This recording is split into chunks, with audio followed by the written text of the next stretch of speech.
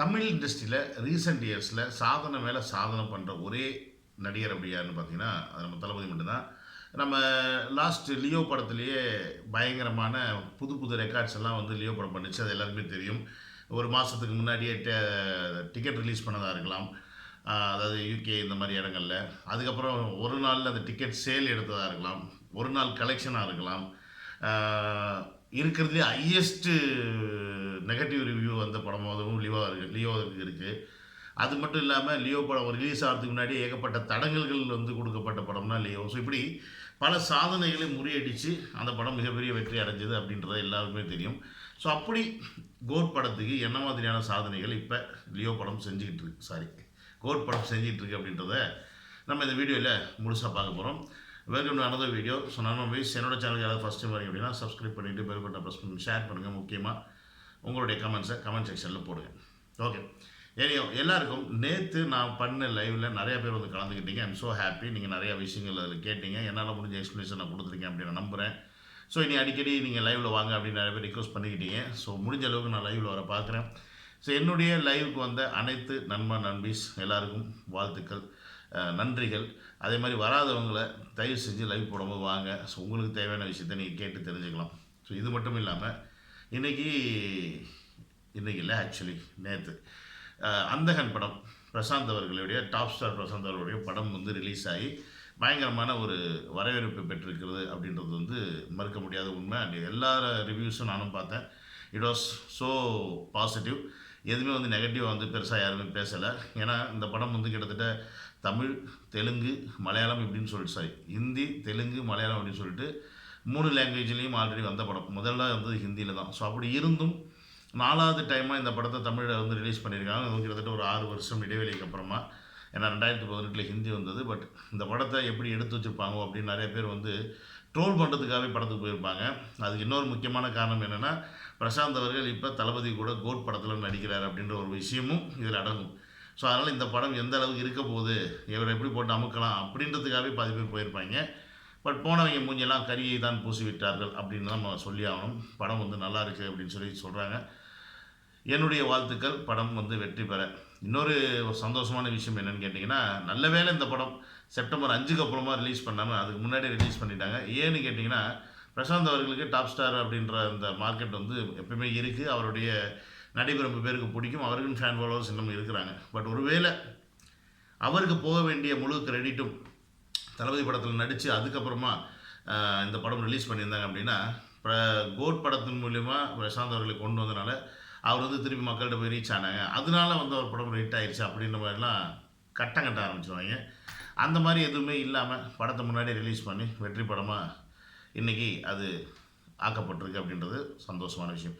சரி, ஓவராலாக இதெல்லாம் இப்போ முடிஞ்சிருச்சு. நம்ம இப்போ என்ன மேட்டருக்கு வரும், எதுக்கெல்லாம் அந்த வீடியோ பார்க்க வந்தேன், நீ என்ன சொன்ன, என்ன தளபதியோடைய சாதனை இந்த படத்தில் கோட்டில், அதை தானே அதை விட்டு எதுவே பேசிகிட்டு இருக்கே அப்படின்னு நீங்கள் கேட்கலாம். அது கேட்குறது நியாயமான விஷயம் தான். பட் அந்த விஷயம் என்ன அப்படின்னு பார்த்தீங்கன்னா, முதல் விஷயமாக நான் சொல்ல வருது என்னென்னா, செப்டம்பர் 5ஆம் தேதி தமிழ்நாட்டில் உள்ள அனைத்து திரையரங்கிலும் கோட் மட்டும்தான் ரிலீஸ் செய்யப்படும் அப்படின்ற மாதிரி ஒரு மிகப்பெரிய பேச்சுவார்த்தை இப்போ போய்கிட்டு இருக்கு. பேச்சுவார்த்தையில் தேட்டர் ஓனர்ஸ் எல்லாமே ஒரு முடிவு எடுத்து வச்சுருக்காங்க அப்படின்ற மாதிரி நிறைய மீடியாஸில் வந்து நம்ம பார்க்கப்படுது. அதை நான் ஒரு நியூஸ்லேயும் பார்த்தேன். ஓகேங்களா? ஏன்னு கேட்டிங்கன்னா, செப்டம்பர் 5 வேறு எந்த படத்தையும் தேட்டர் ஓனர்கள் ரிலீஸ் பண்ணுறதுக்கு இன்ட்ரெஸ்ட்டாக இல்லை. அது பெரிய படமோ சின்ன படமோ வேறு பெரிய நடிகர்களோ படமோ யாராக இருந்தாலும் செப்டம்பர் 5க்கு அப்புறம் வா, நாங்கள் எங்கள் தேட்டரில் கோட்டை மட்டும் தான் ரிலீஸ் பண்ணுவோம், இந்த வருமானத்தை பண்ணுவோம், 4 காசு பார்க்க வேண்டிய நேரம் இது, ஓடி போயிருக்கிறாங்கிட்டு அப்படின்ற மாதிரி தேட்டர் ஓனர்ஸ் எல்லாருமே வந்து முடிவு எடுத்திருக்கிறதா ஒரு விஷயம் சொல்லப்படுறது. அது ஒரு வேலை நடந்தால், செப்டம்பர் 5 ஒரு வேலை நடந்தால், தமிழ்நாட்டில் கிட்டத்தட்ட 1600 ஸ்க்ரீன்ஸ் இருக்குது அப்படின்ற மாதிரி சொல்கிறாங்க. ஸோ 1200 ஸ்க்ரீன்ஸ்லேயும் தளபதியுடைய தரிசனம் மட்டும்தான் இருக்குமே ஒழிய வேறு எந்த நடிகர் படத்தையும் நம்ம அன்றைக்கி பார்க்க முடியாது அப்படின்றதான் உண்மை. ஸோ இப்போ இமேஜின் பண்ணி பாருங்கள், எங்கே திரும்பினாலும் எந்த தேட்டருக்கு போனாலும் கோட் மட்டும் தான் ஓடும்.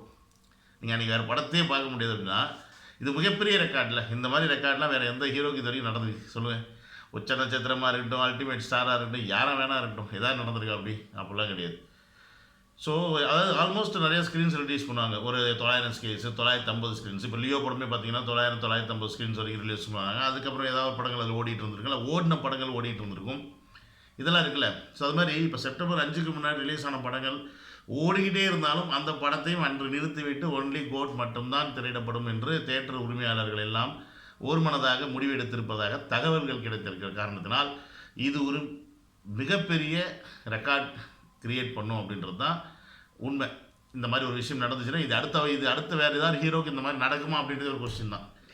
அதனால் வந்து இது ஒரு சாதனையாக தான் நம்ம பார்க்கணும். ஸோ ரெண்டாவது இன்னொன்று என்னென்னு பார்த்தீங்கன்னா, நேற்று ரீசெண்டாக ஒரு போஸ்ட் ஒன்று விட்டுருந்தாங்க, Leo watch it in EPIQ அப்படின்ற மாதிரி, EPIQ அப்படின்னு சொல்லிட்டு போட்டிருந்தாங்க. இந்த எபிக் அப்படின்றது பார்த்தீங்கன்னா அஃப்கோர்ஸ் கியூப் நமக்கு எல்லாருமே தெரியும், டிஜிட்டல் ஏரா, ஓகேங்களா. ஸோ டிஜிட்டல் வந்து டிஜிட்டலைஸ் பண்ணி கொடுக்குறது எல்லாமே கியூப் தான். நம்ம தேட்டரில் போய் உட்காந்தோன்னே ஒரு மியூசிக் வந்து டென்னு பிடிச்சி பால் வந்து டச்சுன்னு விழுவோம், அதெல்லாம் பார்த்தீங்கன்னா அந்த கியூப் தான், ஓகேங்களா. கடைசியில் போடுவாங்க கியூபில் எக்ஸ்பீரியன்ஸ் பண்ணுங்க அப்படின்னு சொல்லிட்டு. ஸோ இந்த கியூப் அப்படின்ற அந்த கம்பெனி வந்து பார்த்திங்கன்னா எபிக் அப்படின்ற ஒரு ஸ்க்ரீன் ஃபார்மேட்டை வந்து செட் பண்ணுறாங்க. ஸோ அது வந்து பார்த்திங்கன்னா பெரும்பாலும் எல்லா இடத்துலையும் இருக்கான்னு கேட்டிங்கன்னா கிடையாது. Which is the largest screen, biggest screen அப்படின்னு நம்ம சொல்லலாம்.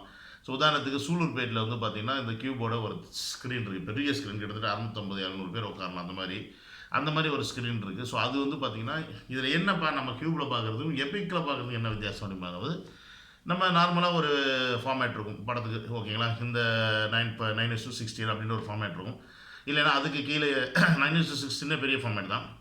ஸோ அதுக்கப்புறம் ஒரு ஃபார்மேட் இருக்குது. ஸோ அந்த மாதிரி ஒரு ஃபார்மேட்டில் வந்து பார்ப்போம். 4K ரெசல்யூஷனோட நம்ம ஸ்க்ரீனில் பார்ப்போம்னு கேட்டிங்கன்னா 4K ரெசல்யூஷன்ஸ் வந்து வராது நமக்கு. பட் இதில் வந்து பார்த்திங்கன்னா 4K ரெசல்யூஷன்ஸோட ஹை டிஜிட்டல், அதாவது எப்படின்னா இந்த பிரைட்னஸ் நம்ம சொல்லுவோம் தெரியுமா. ஸோ அந்தளவுக்கு வந்து பிக்சர் கிளாரிட்டி, சவுண்ட் எஃபெக்ட் வந்து பயங்கரமாக கேட்கும். ஒரு ஸ்க்ரீன், பிக்கஸ்ட் ஸ்க்ரீன்னா இவ்வளோ பெரிய பிக்கஸ்ட் ஸ்க்ரீன் இருக்குன்னா அது ஃபுல்லாக ஒரு படம் வந்துச்சு அப்படின்னா எப்படி இருக்கும் பார்க்குறதுக்கு. அது ஏன்னா ஒரு பிக்சர் லார்ஜ் ஆக அதோட குவாலிட்டி வந்து குறையும். பட் இதில் வந்து அவ்வளோ லார்ஜ்லேயும் அந்த குவாலிட்டி குறையாமல் இவங்க வந்து அந்த படத்தை வந்து போடுவாங்க அப்படின்றதான் அந்த டெக்னாலஜி தான் இந்த எபிக் அப்படின்றதுக்கு பேர், ஓகேங்களா. உங்களுக்கு சிம்பிளாக புரியுற மாதிரி சொல்லணும்னா, உள்ளே போய் நம்ம சொல்லணும்னா நம்ம ஆஃப்கோர்ஸ் கூகுளில் தேடி பார்த்து அதோடைய டெக்னாலஜி என்ன, அது என்ன, இது என்ன நம்ம சொல்லலாம். பட் மேட்ரு அது கிடையாது. ஸோ இது வந்து 1.89 ஃபார்மேட் அப்படின்ற மாதிரி ஏதோ சொல்கிறாங்கன்னு வச்சுக்கோங்களேன்.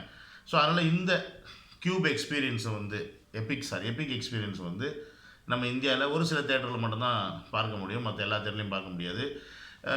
ஓவராலாக சொல்லணும்னா ஒரு ஐமேக்ஸில் பார்க்குற மாதிரி எபிக் வந்து நமக்கு ஒரு ஃபீலை கொடுக்கும். எப்பிக்கும் ஐமேக்ஸ் ஒன்றான்னு கேட்டிங்கன்னா எக்ஸாக்ட்லி சொல்ல முடியாது. ஐமேக்ஸ்ன்றது வந்து டோட்டலாகவே வேறு. அது ஐமேக்ஸ் ஸ்க்ரீனில் ப்ரெசென்ட் பண்ணுறதுக்குனே ஐமேக்ஸில் வந்து ஐமேக்ஸ் கேமராவில் ஷூட் பண்ணுற படங்கள் தனியாக இருக்குது. ஸோ இந்த படம் வந்து இப்போ ஐமேக்ஸில் போடப்படுது அப்படின்ற மாதிரி ஐமேக்ஸ் அஃபீஷியலாகவே அனௌன்ஸ் பண்ணியிருந்தாலும் ஐமேக்ஸ் கேமராவில் ஷூட் பண்ணாங்களா இல்லை லியோ படத்துக்கு வந்து ஒரு ஃபார்மேட்டை க்ரியேட் பண்ணி ஐமேக்ஸில் போட்டாங்க அந்த மாதிரி பண்ண போகிறாங்களா அப்படின்ற ஒரு சந்தேகம் இருக்குது. பட் எனக்கு தெரிஞ்சு லியோ படத்தில் பண்ண அந்த ஃபார்மேட்டை அதில் பண்ண மாட்டாங்க அப்படின்றத நான் நம்புகிறேன். ஏன்னு கேட்டிங்கன்னா இதில் வந்து நிறைய டெக்னாலஜி ஆட் பண்ணப்பட்டிருக்கிறதுனால கொஞ்சம் மிஸ் ஆனாலும் குவாலிட்டி குறைஞ்சிரும் அப்படின்றது உண்மை. ஸோ இதெல்லாம் கணக்கில் எடுத்து ஐமேக்ஸுக்கு என்ன ஃபார்மேட் வேணுமோ அந்த ஃபார்மேட்டில் இந்த படத்தை வந்து ஃபினிஷ் பண்ணி முடிப்பாங்க அப்படின்னு நம்பலாம். ஸோ தளபதியோடைய எனக்கு தெரிஞ்சு தமிழ் இண்டஸ்ட்ரியில் ஐமேக்ஸில் ரிலீஸ் பண்ணுற ஒரு இண்டிவிஜுவல் ஹீரோவோட படம் அப்படின்னு பார்த்தீங்கன்னா அது ஒன்லி தளபதி மட்டும் தான். போன படம் லியோ, இந்த படம் வந்து இப்போ ஐமேக்ஸ் அப்புறம் இந்த எபிக்லாம் ரிலீஸ் பண்ணப்படுது. இதற்கு முன்னாடி இருக்கக்கூடிய உச்ச நட்சத்திரங்கள் மற்ற நட்சத்திரங்கள் படமெல்லாம் அதில் ரிலீஸ் பண்ணியிருக்காங்களான்னு கேட்டிங்கன்னா அதெல்லாம் அவங்களுக்கு கனவு காணும் வாழ்க்கையாக தான் இருக்குது, ஓகேங்களா. ஸோ அந்த மாதிரி இந்த மாதிரி ஒரு சில சாதனைகளையும் வந்து இப்போ கோட் படம் அடுத்தடுத்து செஞ்சுட்டு வருது. இன்னும் அடுத்தடுத்த அப்டேட்ஸ்கெல்லாம் வர வேண்டியிருக்கு. ஸோ அதெல்லாம் பார்ப்போம். அதற்கப்புறமா என்ன அப்படின்றத அடுத்த வீடியோவில் பேசுவோம். Until then, signing off. See you all. Take care. Bye.